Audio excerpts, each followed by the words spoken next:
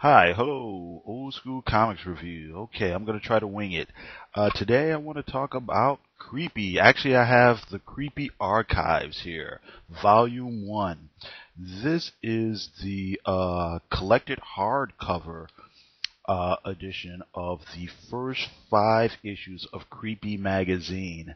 I got to tell you, when I got this, I was really excited because I have like very vague memories of like Creepy Magazine being around back in the late 70s and early 80s and stuff. That's when I was like a younger person just getting into comics and things like that.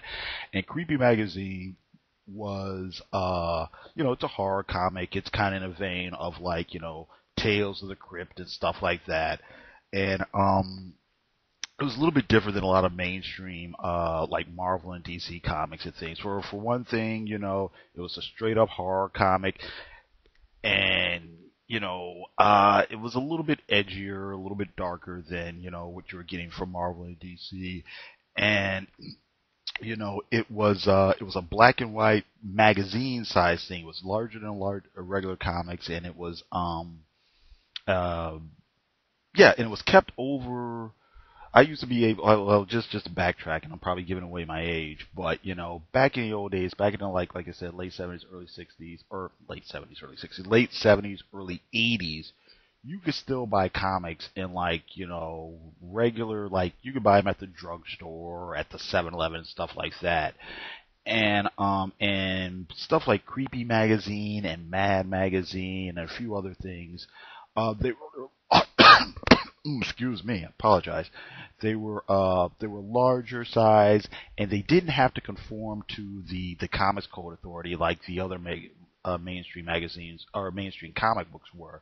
So they seemed a little bit more, for lack of a better word, mature. They dealt with darker subject matter. They could be a little bit more explicit and things like that. And like I said, I remember them being around and things, and really thinking that, ooh, this was something like, ooh, it's something scary and things like that. I do remember being a little kid, and our school had like a book fair, and I got like a digest size like reprint, and it had like it had some of the stories that are in this edition or whatever, and just at the time it just seemed so different and so out of the norm from what so-called normal comic books were. So, like I said, I was really excited to get this. This is really packaged really well. It's a black black hardcover. It's got Uncle Creepy on the embossed Uncle Creepy right here in the middle here. Uncle Creepy's like the little mascot guy. He's the host who introduces all the stories. It comes in a nice little slip cover here that has, it's just basically a reprint of one of the issues, covers to one of the issues. And at the time, once again, uh, putting out the difference between, Creepy Magazine and a regular comic book, you had all this gorgeous, like, painted covers and things like that was another thing that made it stand out differently for all the other comics that were coming out. Just to go back a little bit, Creepy was originally published, I believe, in the mid 60s by Jim Warren, and I think Jim Warren is a guy who created with Forrest Ackerman. Somebody help me out if I'm wrong here. Famous Monsters of Filmland. Okay, that was a big success, and they thought, well, there are not a lot of horror comics coming out, so why don't we do our own? And just for people who don't know, back in the mid 60s, or even going back to the mid 50s, you had comics like coming out of like EC Comics. These are the people who published the original Tales from the Crypt, Vault of Horror, Weird Science. They did the original, Mad comic book and stuff like that. There are other comics coming out from other companies called like Crime Does Not Pay and things like that. But during the 50s, there was this whole thing of people were like, oh, these comic books are so lowbrow and they're vulgar, and they're so violent and they're corrupting the kids and things. They actually had Senate hearings and things, and long story short, what ended up happening is some of the people in the industry set up this. a board called the Comics Code Authority, and basically censored all the comics. So you couldn't show this, you couldn't show that, you couldn't, they not only cut down on things, the obvious things of sex and violence and blah blah blah, but they put out this mandate that you couldn't have vampires in comics, you couldn't have The Walking Dead in comics, you couldn't have the undead, you couldn't have zombies, you couldn't do, all these various different things. You couldn't have words like horror or terror in the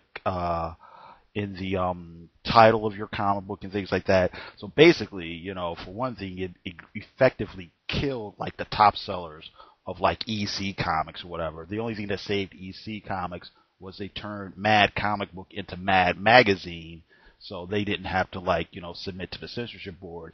If you pick up an old comic book from the late 50s, 60s, 70s, 80s, I don't and maybe I don't know if too many people did it in the 90s, basically because distribution changed and things like that. People started getting their comics at the comic book store and stuff like that.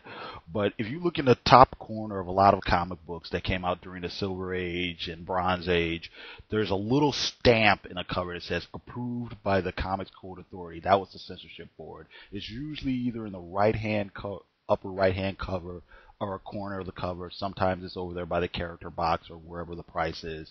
But that's what that is. I don't think Marvel Comics, well, I know Marvel Comics doesn't bother with it anymore. They have their own little parental warnings and things like that. I'm not 100% sure if DC bothers with it anymore. But that's what that was. And like I said, that board pretty much effectively killed horror comics back in the early Silver Age. Creepy Magazine was a magazine, so they didn't have to go before the board. So here you go. Here's old, comic, or I should say, horror comics done a little bit in the old style. They're basically just horror comics. One and done stories, short stories.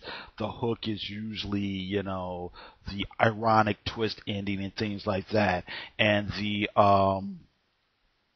host of the magazine is Uncle Creepy. He's an old guy, bald, kind of scary looking, got a pseudo skull head, and it's the sort of thing that you've seen for a million years. Good evening, boys and ghouls, and and maybe you'll end it with a little pun or whatever. But that's what it was. I think it was. Well, I know it was successful enough that they start out with Creepy. Then they started doing Eerie. Then they did Vampirella. And I remember this from when I was younger. They also did a magazine called 1984, which they quickly changed to 1994. And that was more of a fantasy science fiction magazine that they did to kind of compete with Heavy Metal Magazine. Heavy Metal Magazine was not, a magazine about heavy metal music. It was about it was just fantasy and science fiction stuff, and it had drawings of boobs and stuff in it. So basically, from what I understand, these things published from the mid '60s, or Warren Publishing, I should say, went from the mid '60s up until the early '80s, I believe, where I think that I don't know exactly what happened. I think either Jim Warren had to file for bankruptcy, or he ran into some other legal problems or something like that. And that was kind of pretty much the end of it. For a while, I think other people stepped in a little bit later to, start some of the properties up again.